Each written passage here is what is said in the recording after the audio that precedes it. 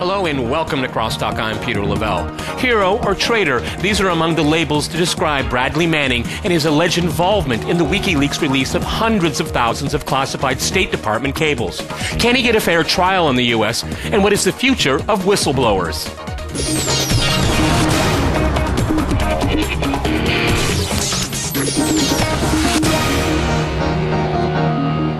To crosstalk Bradley Manning's alleged involvement in the release of classified cables, I'm joined by Seton Motley in Washington. He is the president and editor-in-chief of Less Government. In Oklahoma City, we have James Brownham. He is the co-chair of the Military Law Task Force of the National Lawyers Guild. And in Berkeley, we cross to Bob Miola. He is a peace and justice activist and a commissioner on the Peace and Justice Commission of the City of Berkeley. Gentlemen, this is Crosstalk. That means you can jump in anytime you want, and I very much encourage it. But first, let's have a look at some of the issues surrounding PFC Bradley Manning.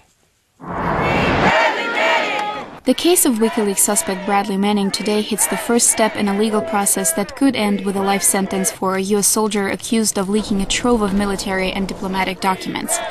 Private Manning, who'll turn 24 tomorrow, is to appear in a court-martial in Maryland amid intense debate over the merits of the allegations. We recognize him as having done the right thing. Manning was apprehended in Iraq in 2010 on suspicion of giving without permission thousands of classified documents to the whistleblowing website WikiLeaks.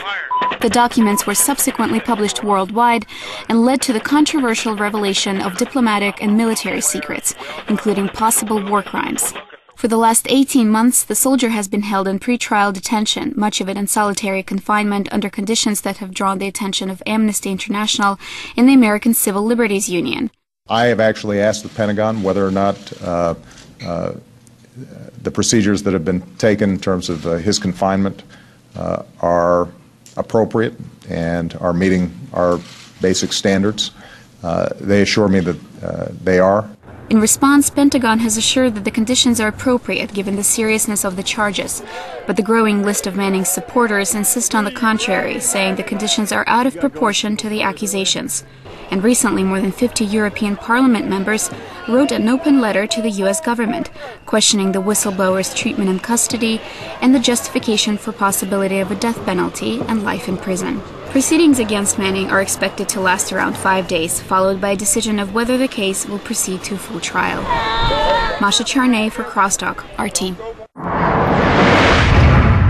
Okay, Seton, if I can go to you in Washington first. Is Manning a freedom of information idealist or a national security threat?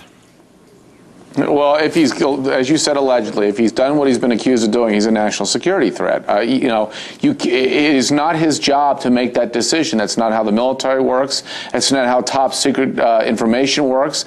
And I would, if he's guilty of all of these things, I would certainly want the life sentence, if not, in fact, the death penalty. Okay, that's pretty strong there. James, if I can go to you in Oklahoma City, how do you stand on this? Is Manning a national security threat, and should he go to prison for the rest of his life? If the allegations are correct, and we don't know if they are yet, but if they are, I believe he's a whistleblower. He deserves protection. He revealed information that showed that the U.S. troops committed war crimes. He gave the information he allegedly leaked showed accurate counts of civilian casualties, which had previously not been reported. That information is important. The American people deserve that information. The world deserves that information. Bob, what do you think about this? I mean, it's interesting is that since the release of these cables, the U.S. government has said, well, they're not that bad. They're just an embarrassment. I mean, no major secrets were released, and anyone in the press corps covering these illegal wars could have found a lot of this information out. Actually, the WikiLeaks just confirmed a lot of things that people already knew. Right. If Bradley Manning did what he's accused of, he's definitely an American hero. And I just wanted to say, Seton, you mentioned top secret. Nothing Bradley Manning allegedly released was classified top secret. Now, Daniel Ellsberg, good point. During the time of the Pentagon Papers, everything he released was top secret. And yet, what let's Manning analyze. is alleged Let's to have analyze. released, it's lesser. Wait, excuse me. That's lesser classification, secret and lesser. It's not his call to make. Supposedly, hundreds of thousands of it's people not his call to make. Had access to the same thing. If you're a 21-year-old soldier and you see evidence of your government committing war crimes, we told them at Nuremberg, we told the Germans that they had a duty to not obey illegal orders. The war was over at that point. What he tried to do was uphold international law and the U.S. It's not Bradley Manning's call to make. Okay. The U.S. Constitution binds us to international treaties and U.S. law. So if he is guilty of what he is accused of, he was trying to uphold the Constitution. Okay, Seaton, you have a... Go ahead. Yes. Who authorized a private in the Army to release this information? How do you think the president of Yemen feels when Bradley Manning outed the fact that he's helping Americans against al-Qaeda? You think he's thrilled about that release? If you want to get into ticky-tack of whether or not it's top secret, the president of Yemen may very well end up dead because of Bradley Manning for helping the United States against a terrorist enemy who wants to destroy us. How is that helpful? How is that upholding an ideal? Actually... Go ahead, Bob. Actually, the government has admitted that... Hold it. Let's go to Bob. That no one has been harmed by anything released by WikiLeaks at this point. And the American people have a right to know that their tax dollars have gone to the Pakistan Taliban, had gone to Pakistan and had the money turned around and given to the Taliban in Afghanistan to fight U.S. troops. I think the American people want to know that, and whoever released that is a hero. Okay, James, if I can go back to you in Oklahoma. You didn't answer my question about Yemen. Answer my question about Yemen. How are we going to get allies to help us if you're going to out them by if a private first class is going to out them for helping the United States?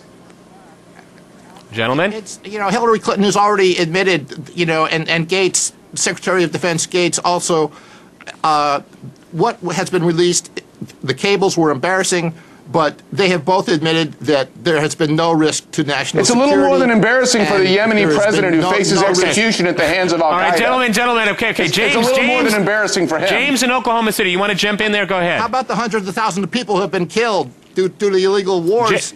All right, gentlemen, I'd like to go to James. James is also a guest on the program. James, go ahead. Go ahead. Well, the fundamental, one of the issues that keeps coming up, Seaton keeps arguing that it's a private first class is leaking this information. What gives him the right to leak this? The truth is that every soldier of every rank has not just the right, but a duty to stop war crimes whenever possible. The Nuremberg principles make this very clear. It doesn't matter what his rank is. Certainly it should begin at the top. The generals know, too. Someday, a future generation, it's very, very likely that high-ranking officers, possibly presidents, could stand trial for war crimes trials. That future may come. But right now, I'll tell you the one guy that will not be standing charges for war crimes trials, and that is PFC Bradley Manning. Seaton, you want to reply to that? Go ahead. He revealed the information. Patently... Go ahead. You accuse me of improperly using top secret. I think you're blatantly abusing the term war crimes. What he released was damaging to national security, was damaging to our allies, not just Yemen, but any ally that's helping us, for instance, Jordan and other countries that are helping us against the terrorist threat. And by outing one, you're damaging our relationships with all of them. And that, to me, is a war crime. James, go ahead. If you want evidence of war crimes, all you need to do is do a Google search, look up on YouTube, collateral murder. You can see in video what U.S. troops did, slaughtering innocent civilians from several hundred feet up in the air. It's there. You can see it with your own eyes. And we would not have the information if it weren't for Bradley Manning. Bob, do you want to jump in there? Did he shoot the YouTube video? Yeah, I do, thank you. Not only is collateral murder evidence of atrocities and war crimes, but it's not an aberration. It's typical of what soldiers have told us happens every day in recent years. Did he go in through Iraq channels? And Afghanistan. Did he contact his superior and say, I have evidence? Videos that have, did he contact his superiors in the military? Talk when you're talking. Go ahead, Bob. I don't know what you said because I was talking. Go ahead, Bob. Please don't interrupt me. Go ahead, Bob. There are many videos besides collateral murder, footage from both Afghanistan and Iraq that show atrocities and war crimes.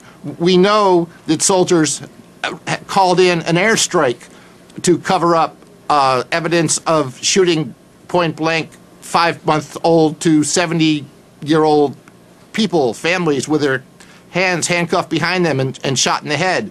The airstrike was called in to cover the evidence of the shootings. So is this chain of command? So is the military chain of command private first class to WikiLeaks?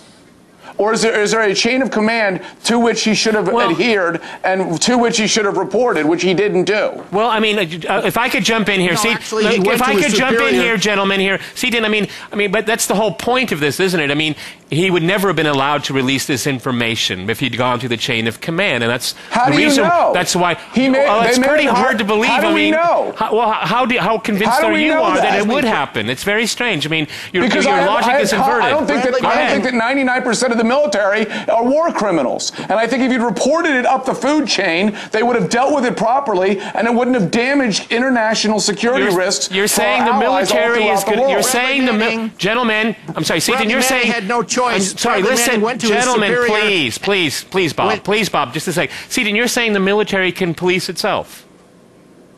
Yeah, let's give it a chance. But Bradley Manning did not give it a chance, and he did not give it an opportunity, and he bypassed it all and damaged international security for our troops and our allies. Even though the president, even the Secretary of State says it's not the case. For all we know, he may have. Obama's Secretary of State. Keep that in mind. Well, for all we know at this point, he may have.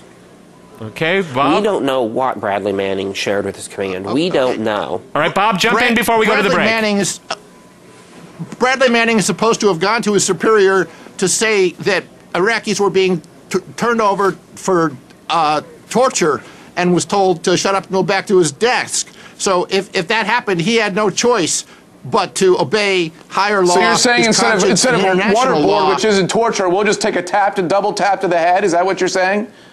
That's Obama's solution to not waterboarding, is to double tap to the head and drone missile kill. We're not talking about Obama. I think if you asked gentlemen, I'm going to jump in. We're going to go to a short break, and after that short break, we'll continue our discussion on Bradley Manning. Stay with RT.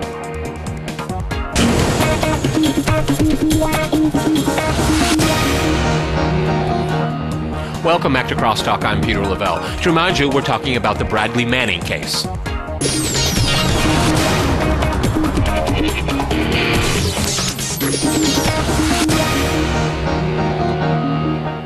Okay, Seaton, I'd like to go back to you in Washington. I don't want everyone to be beating up on you, including myself, okay? But, you know, one of the interesting things is that WikiLeaks, they didn't release information to an enemy government, to a terrorist group. It released it to the media. And the New York Times, let me finish, the New York Times, I think it was The Guardian, and Der Spiegel, they were all part of it too. Shouldn't they be put on trial as well for releasing this information? I mean, they're just as culpable, not just Bradley Manning.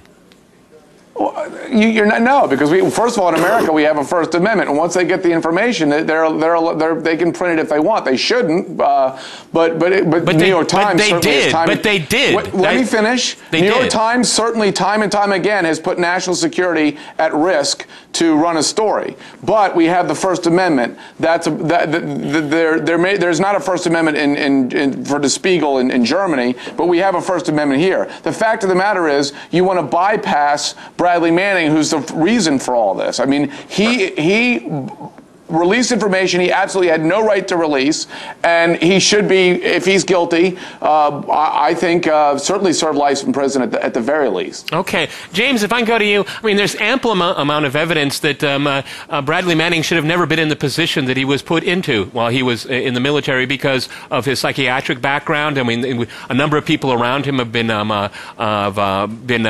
reprimanded and even lost their job. I mean, isn't the military just as much as responsible for what happened here? Because he certainly was. They wouldn't give him a gun because they didn't trust him with it, so they gave him all of this.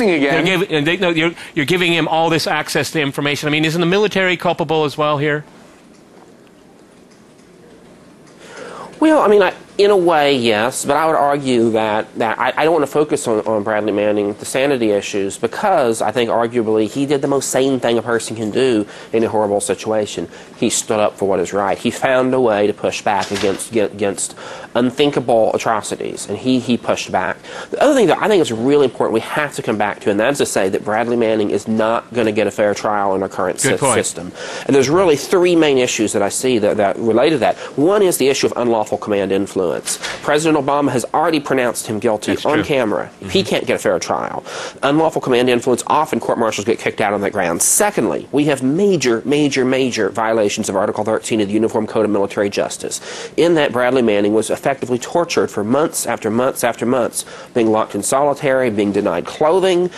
It's just completely inexcusable. Finally, Bradley Manning will be denied a jury of his peers. We know that because the military, the system of justice, which has a lot of good aspects, but one thing that is atrocious about it is that you are never tried by a jury of your peers. You are instead tried by a jury hand-picked by the convening authority. High-ranking military officers, or if you're enlisted, you can request enlisted, but guess who they're going to pick? Very high-ranking, hand-picked, non-commissioned officers. In other words, the jury is hand-picked by the people bringing the charges. That is unconscionable. Okay. And because of that, we know Bradley Manning's not going to get a fair trial. Okay, James, if I'm going to Seaton, James is describing a kangaroo court.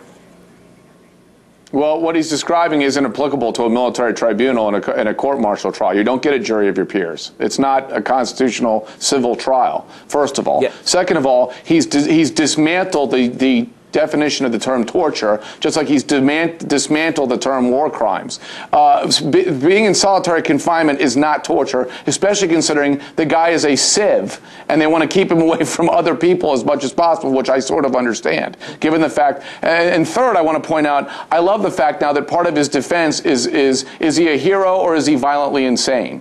You know, I think nobody said violently insane. Okay, we haven't gotten that far yet. Okay, no one said. Well, okay, touched in the head, okay. and therefore, once again, you're bypassing culpability for Manning by saying he's touched in the head. It's the military's fault. It's the press's fault. The fact of the matter is, he did this. If he didn't do this, none of the others that you're trying to ascribe guilt would be in this discussion at all. Okay, well, Seaton, maybe WikiLeaks should be put on trial too. Bob, how do you feel about all of this? Do you think Manning's going to get a fair trial? You're bypassing Manning again. Well, WikiLeaks was a conduit. Come on, at least agree to that. I'm Go ahead, sorry, Bob. he said Bob. Let's go to Bob. If Manning hadn't done what he did, WikiLeaks would have had nothing to publish. Okay, Bob, go ahead in Berkeley. Okay, I wanted to follow up on what James said about undue command influence. Everybody should be clear that we're talking about a jury of career military officers, all of whom want to advance their military careers, and how could they hear the evidence and possibly say not guilty when the commander-in-chief, when their boss has already said, quote, he broke the law, unquote. It's impossible. That alone is grounds for dismissal. Wait a minute. I'm tired of everybody running down the entire military as evil war criminals and incapable of properly judging this. You've condemned the entire military. You've condemned everybody in the military except Bradley Manning in this conversation. Everybody in the military is guilty to you except Bradley Manning. Do you believe in due process, Seaton? We're talking about the rule of law here, not evil.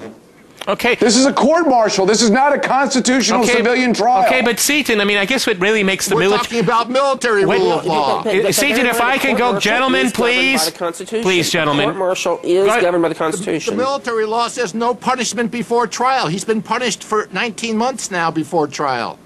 Okay, Seaton, what's at stake here is, okay, I can see how you want to punish Bradley Manning, okay, because he didn't follow a chain of command. But really what hurts the military so much is that so much... Let me finish the question, please. Is that the cables reveal that the military's involvement in these wars have been less than honorable. You have to at least admit that, or you would believe that the cables are false. Does that change a single thing about what Bradley Manning did? No, but I think you're changing the subject to about how the United States conducts foreign wars, and this is the way the military wants it, and it's a chilling effect because I want to talk about whistleblowers now. Never talk about the atrocities that U.S. soldiers commit in foreign wars. This is what this trial is all about, isn't it? Well, first of all, I think the description of what he revealed is way overblown and overwrought. And gnashing of teeth and pulling of hair. Second of all, this is about Bradley Manning. I was told this segment was about Bradley Manning. And none of this conversation would be occurring if Bradley Manning hadn't violated his oath to the military and violated the law and released these documents. Period. We've had the other two guests, certainly Bob in Berkeley, has condemned as evil everybody in the military except Bradley Manning. Bob, you want to jump in there? Go ahead. Well, I haven't said anybody was evil. Don't misquote me. Yeah, you said that he couldn't report to anybody in the military because they all would have covered up war crimes, and then you said they're incapable of getting a fair trial because every single military officer or non-com officer and his superior didn't want to hear it. Okay, James, you want to jump in there in Oklahoma City? Go ahead, James. Yeah, well, a couple things. One is we don't know what Bradley Manning reported to his chain of command. He may very well have reported to his chain of command. He may very well have reported to the Office of the Inspector General. He may have done other things. We don't know that. So I'm assuming that he has done those things. But even if he didn't, I want to go back to the issue of the jury because Seaton, you've been bringing up this issue that the court-martial is not a constitutional civil trial. Well, I agree. It's not a civil trial because it's criminal. But it is still constitutional, still bound by the U.S. Constitution, and still bound by international norms of international law. And my argument about I don't give a rat's ass about international law. I really don't. Courts-martial general. Well, that's fine, but I do. My argument about the issue of jury you want to go by Iran's law for abortion? You want to go by Iran's laws for abortion? I think I want to go by international law. Okay, you want to go by Iran's laws for abortion? When it comes to you want to pick and choose which international laws you want to ascribe to. You want to pick and choose. Why don't we? Fine, gentlemen. We're going nowhere with this here. International law is. Okay, go ahead, James. Continue with your legal perspective. Go ahead. But the standpoint of the issue of jury, my argument is that the idea of a jury of peers is something enshrined from the very beginnings of our nation's history, and even going back to British history, the common law tradition we're part of is the idea that you should be judged by your peers and by people that are disinterested. At the very least, can we at least agree that the members of the jury pool not be picked by the convening authority, but picked by another chain of command or picked randomly from the military? Why don't we do that? But no, we have to have a system where the jury pool is handpicked by the accusers. I'm sorry, that is a kangaroo court. That is not fair. That is not just, and it has to change. And not just for Bradley Manning, but for all the other soldiers who are facing charges in the military justice system. There's a lot of good things about the military justice system. As far as right to counsel is much better than the civilian world. There's a lot of good things I can tell you too. But the negative, we have to fix the jury system. You should be tried by a real jury of your peers. Okay, Seaton, can I ask you a question here?